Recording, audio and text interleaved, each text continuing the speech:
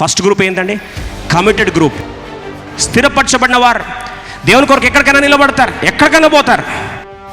రెండో గుంపు ఎవరంటే కాంప్రమైజ్డ్ గ్రూపు. పేరుకి మాత్రం దేవుని బిడ్డలే, కానీ అద్భుతాలు ఆశ్చర్యకారాలు ఏవి కూడా వారి జీవితంలో ఆశ ఉండదు. ఆచారం మాత్రం ఉంటుంది, ఆశ మాత్రము ఉండదు. అద్భుతాలు చూసి అనుభవంలో వారు ఉండరు. మూడోది కాన్ఫ్లిక్టెడ్ గ్రూప్, రక్షణ లేని వారు. ప్రియ సోదరి సోదరుడా, నీ జీవితంలో దేవుడు అద్భుత కార్యాలు చేయాలంటే God wants you to associate with the right people. If you want to see the right wonder, you better choose the right people in your life. నీ జీవితంలో దర్శనాన్ని కట్టేవారిని దేవుడు నీకు తీసుకొస్తాడు, లేదా దర్శనం కలిగిన వారిని దేవుడు తీసుకొస్తాడు. నువ్వు వారితో కలిసి ఉంటే చాలు, నీ స్టోరీ ఏమవుతుంది? మారిపోతుంది. జనరల్గా ఇక్కడ కూర్చున్న మనందరిలో 3 రకాల గుంపులు ఉంటారు. మొదటి గుంపు జాషువా లాంటి గుంపు. ఆయన రైట్ పర్సన్ అని తెలిస్తే వెంటనే అక్కడ 100% కమిట్మెంట్ ఇస్తారు దేవునికి. ఏమని రాస్తుంది చూడండి, వెంటనే యెహోషువ గ్రంథం 24వ అధ్యాయం 15వ వచనంలో జాషువా కమిట్మెంట్, ప్రతిష్ట జాషువా ప్రతిష్ఠించబడిన గుంపు మొదటి గుంపు అండి. ఇక్కడ కూర్చున్న మనందరిలో 3 కుర్చీలు ఉంటాయి. మీరు అనొచ్చు, ఇన్ని వేల కుర్చీలు 3 కుర్చీలు అంటారేనండి. 3 టైపులు ఉంటాయి, 3 కేటగిరీలు ఉంటాయి. ఆన్లైన్ కావచ్చు, ఎక్కడ కూర్చున్నా సరే ఖచ్చితంగా ఈ 3 కేటగిరీలు ఉంటావు. ఫస్ట్ కేటగిరీ ఎవరండి? జాషువా లాంటి వారు. ఏమంటారు వచ్చండి, యెహోవాను సేవించటం మీ దృష్టికి కీడని తోచినలా మీరు ఎవరిని సేవించుదరో నది అద్దరిని. బాగా వినండి, నది అవతలుంటే స్టోరీ వేరు, నది ఈవతలకు వస్తే వాగ్దాన అనుభవంలోకి అద్భుతాలు చూడాలంటే స్టోరీ వేరు. ఈరోజు డిసైడ్ చేసుకోండి అని అంటున్నాడు. నది అద్దరిన మీ పితరులు సేవించిన దేవతలను సేవించదరా? అమోరీయుల దేశమును మీ నివసించున్నారే, వారి దేవతలను సేవించదరా? నేడు మీరు కోరుకొనుడి, మీరు ఎవరిని సేవింపకోరను, నేనును నా ఇంటి వారును యెహోవాను సేవించదము అనిరి. మొదటి గుంపు ప్రతిష్ఠించబడిన కుటుంబాలు, ప్రతిష్ఠించబడిన దేవుని బిడ్డలు. వాళ్ళు అంటారు, నది అవతల అద్భుతాలు చూడలేని అనుభవాలు, నది అవతల కేవలం మన్నా మీద ఆధారపడే అనుభవాలు. ఇప్పుడు మేము వాగ్దాన ఫలం అనుభవించాలంటే మా జీవితంలో యెహోషువ నేర్పిన పాఠం ఏంటంటే, మీరు ఎవరు సేవిస్తారో నాకు ఐ డోంట్ కేర్, కానీ నేనును నా ఇంటి వారును యెహోవానే సేవిస్తాం. Commitment and dedication. First category of people are a committed group of children of God. వారు ఆత్మానుసారులైన వారు. 1 కొరింథీ 3వ అధ్యాయం 2వ అధ్యాయంలో చూస్తే పౌలు భక్తుడు 3 గుంపులు జ్ఞాపకం చేస్తున్నాడు. మొదటిది ఆత్మానుసారమైన వారంట, రెండవది శరీరానుసారమైన వారంట, మూడవది ప్రకృతి సంబంధులు అన్నాడు. ఇప్పుడు ఈ 3 కేటగిరీలు మన జీవితంలో మొదటి రకాలు ఎవరంటే 100% డెడికేషన్ వాళ్ళు. చావైనా రేవైనా our business is to glorify God. యేసుప్రభు అంటాడు, should I not be in my father's business? నా తండ్రి పనులు ఉండాలని మీకు తెలియదా? నా ఉనికి, నా శ్వాస, నేను బ్రతికేనంటే ఈరోజు కేవలం దేవుని మహిమార్థమై నేను చేయాల్సింది దేవుని మహిమ కొరకు. నేను నా ఇంటి వారు యెహోవానే సేవించదము. ఇప్పుడు రెండో గుంపు చూస్తామండి. రెండో గుంపు ఎవరంటే కాంప్రమైజ్డ్ గ్రూప్ అంట. మొదటి గుంపు ఏంటండి? Committed group. రెండో గుంపు కాంప్రమైజ్డ్ గ్రూప్. కాంప్రమైజ్డ్ గ్రూప్ ఎవరంటే వాగ్దాన దేశంలోకి వస్తారు, కానీ వాళ్ళకి అద్భుతాలు వద్దు, ఆశ్చర్యకారులు వద్దు. అంటే నామకే వాస్తే అనే పదం విన్నారా? దాన్ని తెలుగులో నామకార్థ క్రైస్తవులు అనే పదం విన్నారా? కాంప్రమైజ్ అంటే పేరుకు మాత్రం ఎవరండి వాళ్ళు?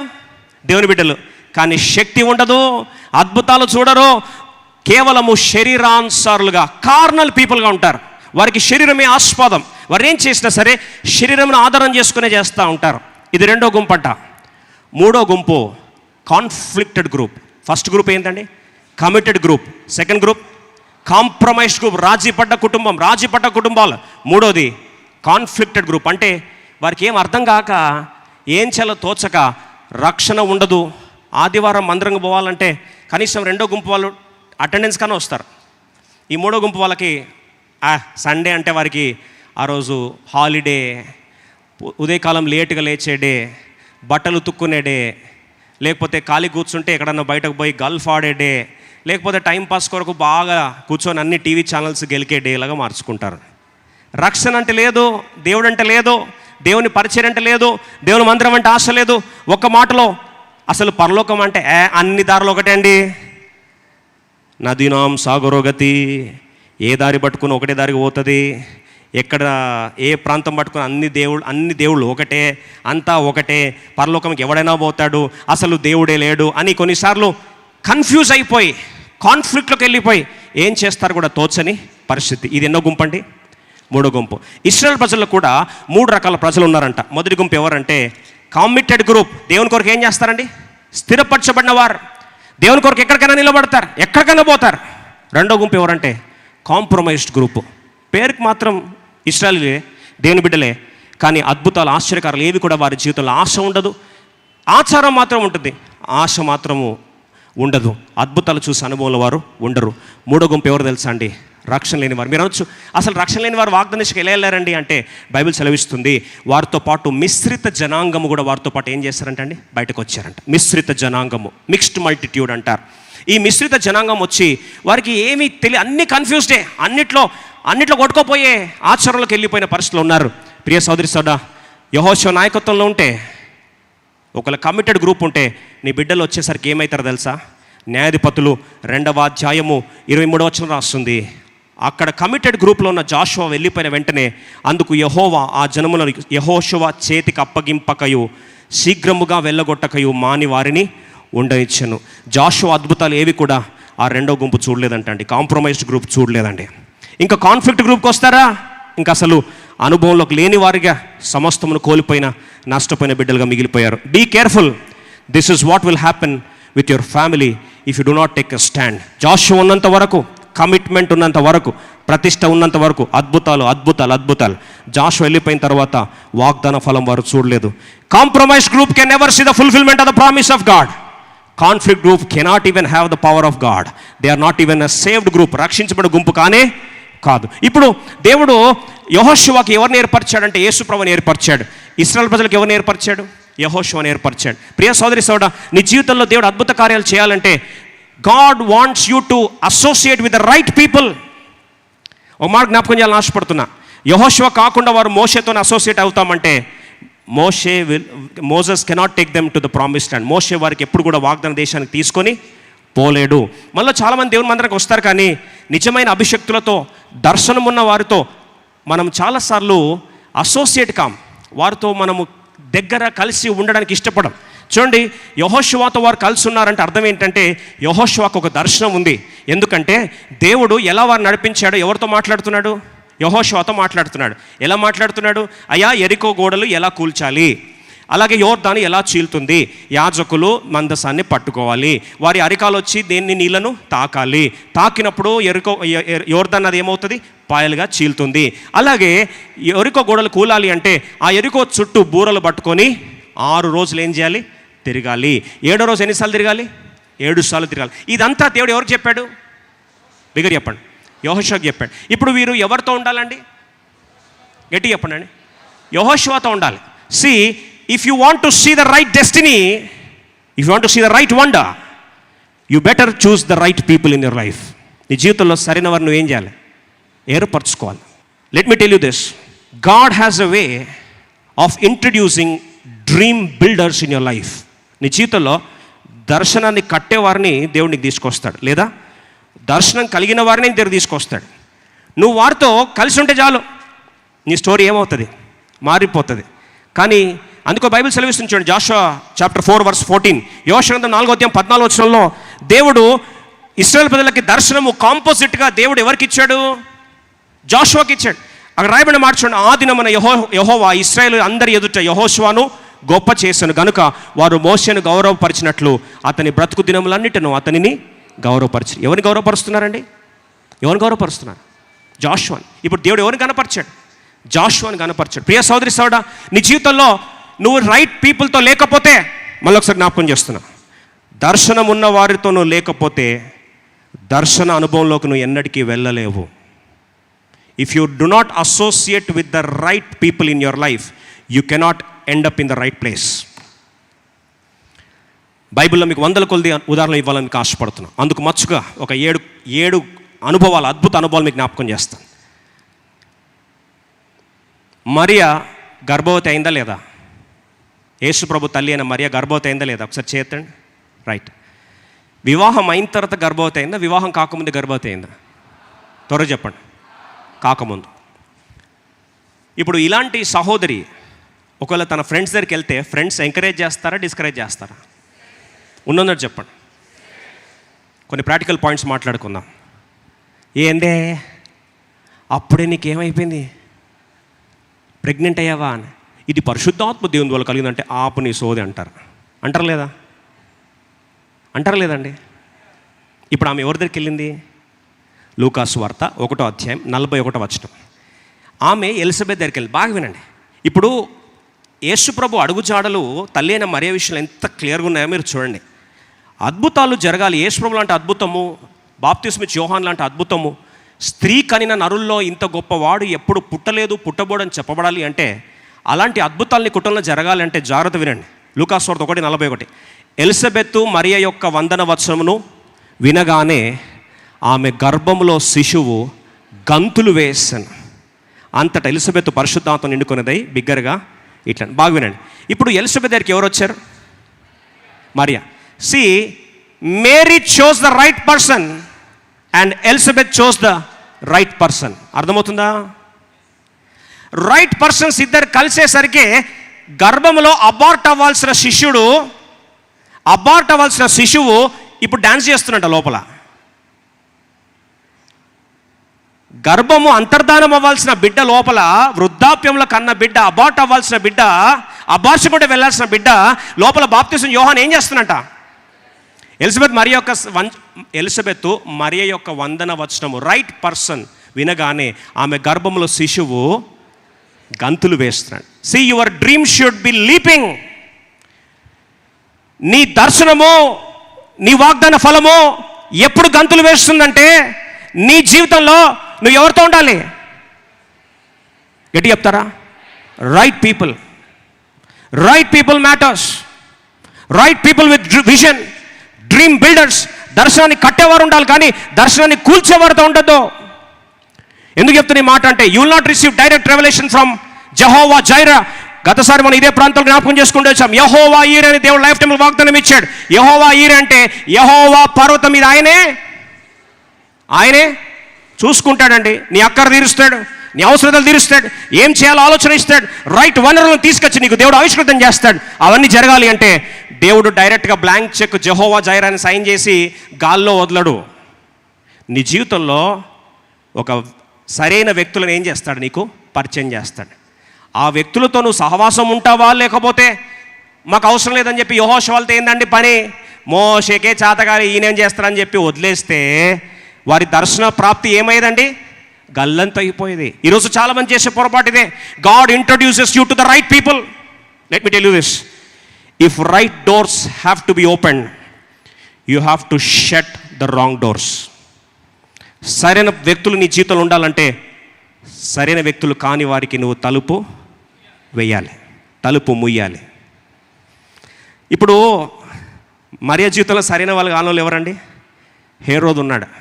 హేరోదు వస్తున్నాడు అనేసరికి దేవుడు ఏమన్నాడు తెలుసా? అమ్మా, అయ్యా యోసేపు, రాత్రికి జంపు అన్నాడు. నేను పోను, ఎవరినైనా ఎదుర్కొంటా నేనని చెప్పి హేరోద్తో ఉండుంటే ఏమయ్యేదండి? హేరోదు ఏం చేయాలని తలిచాడు? యేసు ప్రభువుని చంప చూశాడు. నీతోనే కొంతమంది ప్రజలు ఉంటారు, కానీ నీ దర్శనం చంపాలని చూస్తూ ఉంటారు, నీ పిలుపును పాడు చేయాలని చూస్తూ ఉంటారు, నీ దర్శనంను, నీ వాగ్దాన ఫలంను కళ్ళ ముందే నష్టపరచాలని వారు నేను ఏం చేస్తారని డిస్కరేజ్ చేస్తూ ఉంటారు. జాగ్రత్త ప్రియ సోదరి సోదరా, మరియా తప్పు చేయలేదు, ఎలిజబెత్ కూడా తప్పు చేయలేదు. నీకు ఇంకో మాట జ్ఞాపకం చేస్తా. తార్సు వాడైన సౌలు అద్భుతమైన పిలుపును పొంది అన్యజనులకు సువార్త ప్రకటికుడుగా మాత్రమే కాదు, అపోస్తలుగా దేవుడు అద్భుతమైన అభిషేకం ఇచ్చాడు.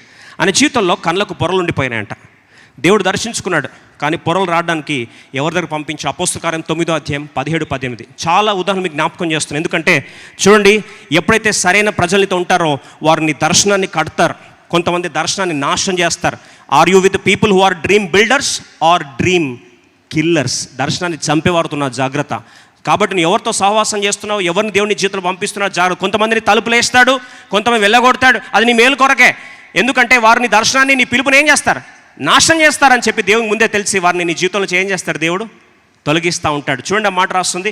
అననీయ వెళ్ళి ఆ ఇంట ప్రవేశించి అతని మీద చేతులుంచి, సౌలా సహోదరుడా నీవు వచ్చిన మార్గంలో నీకు కనబడిన ప్రభువైన యేసు నీవు దృష్టి పొంది పరిశుద్ధాత్మ నింపున్నట్లు నన్ను పంపి ఉన్నాడని చెప్పాను. సౌలు దగ్గరికి ఎవరిని పంపించాడు? అన్నయ్య పంపించాడు. 18వ వచనం ఏమైంది చూడండి, 18th verse కలిసి చదువుదామా. అప్పుడే ఎప్పుడు అననీయ కలిసి ప్రార్థన చేసినప్పుడు అప్పుడే అతని కళ్ళ నుండి పొరల వంటివి రాలగా దృష్టి కలిగి లేచి బాప్తీసం పొందును. తర్వాత ఆహారం పుచ్చుకొని బలపడ. కళ్ళ నుంచి ఏమైందండి? పొరలు రాలే. ఒక మాట చెప్తాను, నువ్వు పొరలు రాలాలి అంటే you should be with the right people. వెనకాల చెప్తారండి, పొరలు రాలాలి అంటే సరైన వ్యక్తులను దేవుని జీవితంలో పంపించినప్పుడు వారిని నువ్వు చేర్చుకోవాలి. ఎప్పుడైతే వారిని చేర్చుకుంటావో ఆటోమేటిక్గా నీ పొరలు ఏమవుతాయి? రాలుతాయి. ఇప్పుడు పౌలుని దేవుడు ఎన్నో ప్రాంతాలకు, తలుపులు మూసేసిన ప్రాంతాలకు పౌలు భక్తుని దేవుడు తీసుకెళ్ళాలి అని ఆశపడ్డాడు. ఇప్పుడు పౌలు భక్తునికి ఒక వంతెన ఏర్పాటు చేశాడు.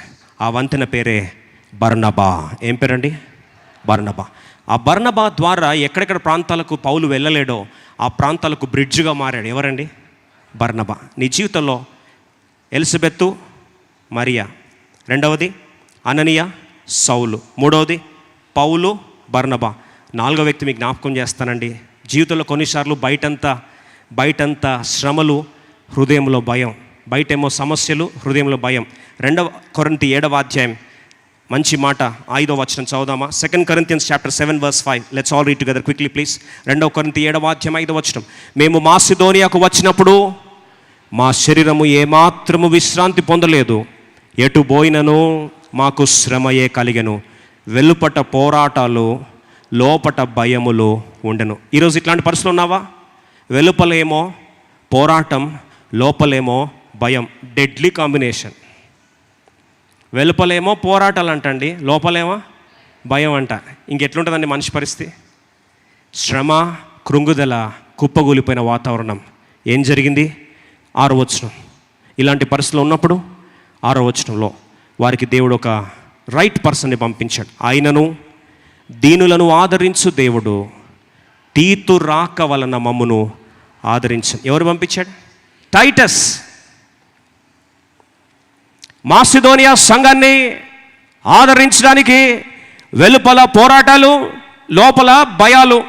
ఇది దారుణమైన పరిస్థితుల్లో కృంగిపోతున్న సంఘం, కుప్పగూలిపోతున్న సంఘం, ఆదరలేని సంఘం, వేదనతో కన్నీరుతో ఇంటికి వచ్చి ఆ మందిరానికి వచ్చినప్పుడు వారిని ఆదరించడానికి దేవుడు ఒక వ్యక్తిని, రైట్ పర్సన్ని పంపించాడట.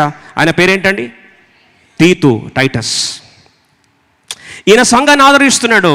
ఒక అద్భుతమైన కాంబినేషన్ మీకు జ్ఞాపకం చేస్తాను.